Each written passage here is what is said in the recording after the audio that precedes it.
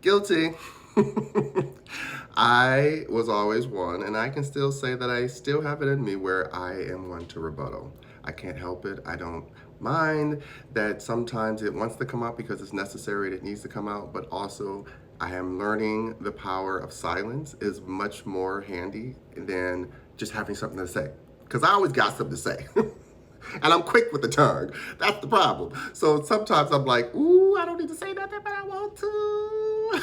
And then I'm also like, I don't take much seriously. I'm an Aquarius. So I'm like, I gotta say it. I'm gonna, because in that moment it's like, well, I'm gonna say it, I don't have to. And then let this person continue being the goofy that they are. Or I can say it, let them know I see them, and I play in this game with them, and they can expose themselves or not, as long as they don't try to play me. Because that's usually what it comes down to. I'm like, okay, you tried everybody else. You think you could try me. I'm not the one to try, but if you want to try me, sure. Let's go for it. But don't get mad at me when you see that I know how to try you back. And I'm not getting mad that you're mad. Because, Aquarius is, I'm saying it. I love emotions. I talk about emotions all the time, but I study emotions and became a big part of mine because I'm truly in my sign. I don't care. It's not that I don't care about people. I don't care that you have emotions. I have emotions. So what do you want to do with them? We could both talk about them and try to come to a place of understanding, and I can then empathize with you, and then you can say, okay, they're cool. But just because you have them don't mean I'm supposed to care. I'm sorry. So I am one of those people where I see somebody rebuttaling. No, I'm not going to rebuttal the topic. I'm going to literally rebuttal your whole personality. I was going to say rebubble. Because in my head, I was like, I just want to put you in a bubble and because I see people, it's that moment of when, like, you see the red pill boys when you're talking, and you can see, and it doesn't matter who they are, but it's usually a woman, says something brilliant, articulates the moment wonderfully, puts it into the emotional perspective that it needs to be, but says it in a calm demeanor way to hold space so that you don't seem like that we're irrational, right? No. Forget them red pill boys. Let them squirm because they're always going to rebuttal. They're always going to be mad about it, right? I used to be not a red pill boy. Let me say this right now. I never ever tried to be that with my partners, but because I grew up around it, it was a natural part of me. They got the softest side of me, but they got the playful rebuttal, which is what I thought it was, but sometimes it came off as just argumentative, and now I can see that and I can own that, right? That's the part of this journey. You have to own your stuff. With people, with regular people, people on the streets, oh, you want to talk? We could like, come on, try it. I got everything to say in the world. But then that was fun in my younger years. Now as I age, I realized that a lot of that energy you call in sticks to you. That's why they say you got to cleanse yourself. You got to do your bubble baths and this and that and whatever you want to do. I don't care, yoga, meditation. As long as you remind yourself, I am not that energy. I can represent that energy very well. I am not that energy. And when you can go back to you, which is who are you at your most comfortable moment? This is autonomy.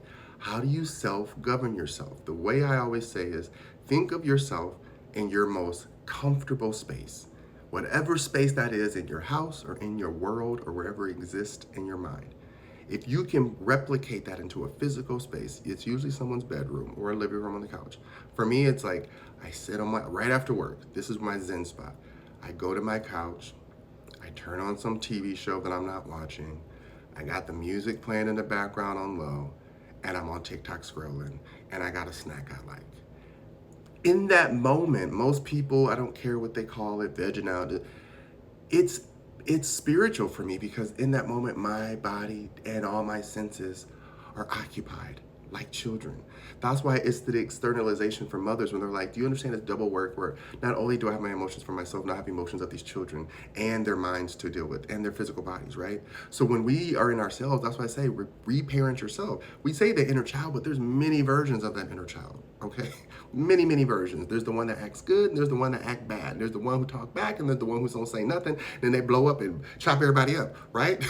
Like, that's inside of all of us. So you gotta know how to cater to each of those children inside of you. You literally have to pay attention to the energy because if you don't, then again, when you start going out into the world and you start trying to interact with others, you're gonna start calling an energy that's not yours.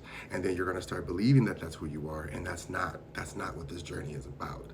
This journey is simply for recognizing when you're feeling that need to talk back because you're hurt, that's when you need to stop and marinate on it. Because in moments of playfulness, being like, yeah, I'm that person that's always quick with my tongue, it then starts coming off of if someone says something to me in a moment where it feels disrespectful or I feel hurt by it, the whole mood of the room changes. And that is never my intent. But I didn't recognize that that's what I was creating, right? I was creating a space where it's always jokes and laugh and poking fun. But then if it happened to me, I was like, oh, why are you talking about me out of nowhere all of a sudden? That's the part of not being awake. You really don't know that you're doing something that you don't know until you know you're doing it. The part of the spiritual growth in the rebirth is knowing, okay, now that I recognize I'm doing it, let me stop. Let me not do that. Let me not become that person. That is not what I want to be or represent. Because remember, we know who we are and how we feel on all the many parts of us. People only see a linear view of us. When you look at the human being, you only see a linear perspective of that person. You see a human being, a person. You see their body, you see all that. You see how they dress it up, and which gives you an interpretation of their energy. But that still doesn't mean you know who they are or what they're about or what they represent. So for me, I've learned to, instead of rebuttaling everything, just listen, let it marinate. Especially if I see that everyone in the room is in agreement, like, they just said something. I'm not gonna be like, well, you know what? If you see that guy, instantly know that guy is a child. If you see that girl, instantly know they're a child. Put them in that box, leave them in that box. Doesn't matter how many accomplishments they have. Put them in that box, leave them in that box until they grow up, period. That's how I treat a lot of people. That's why when I used to cut people off, people are like, how you just cut? Because you've already proven to me over and over and over and over and over, you're not an adult, you're a freaking child in an adult box with a lot of toys. If you got money and toys, guess what you are? You're an adult child. You're out there just messing up the world. You don't care. You're not even trying to clean up after yourself. I don't have time for that. Ugh, sorry. If you fit in that box, you feel like you're in that box, yeah, to you. Anyways, I am speaking to people when they rebuttal and they recognize that, oh, let me actually understand where this person's coming from versus me trying to argue a perspective that I already know for myself. Let me hear what they got to say. Maybe they're going to help teach me something. Because me knowing what I know doesn't mean that they don't know, right? Now we're just arguing about something we both already know, which is silly. And I've seen people do that. And they'll go to the ends of the depth to argue that topic. And I'm like, y'all not even arguing about the topic. Y'all just both arguing to see who can argue the best at this point. Who's going to get exhausted? That's all it is. It's just verbal wrestling. Who's going to get tired eventually? Because eventually your brain does run out of smart stuff to say. And you're like, man, shut up. That's what you want to be. Shut up. And then you go to bop you in your face. If you're going to instant bopping, please go see a therapist. You ain't supposed to just be bopping people right away. At least let them say a few slick things, right?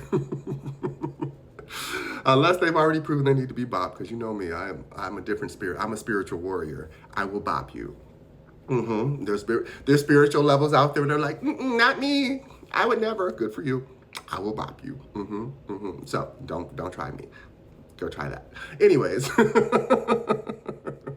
all I'm saying is I had to learn how to remember. Now, if you know that about yourself, if you're a bopper and a rebuttaler, please go sit down.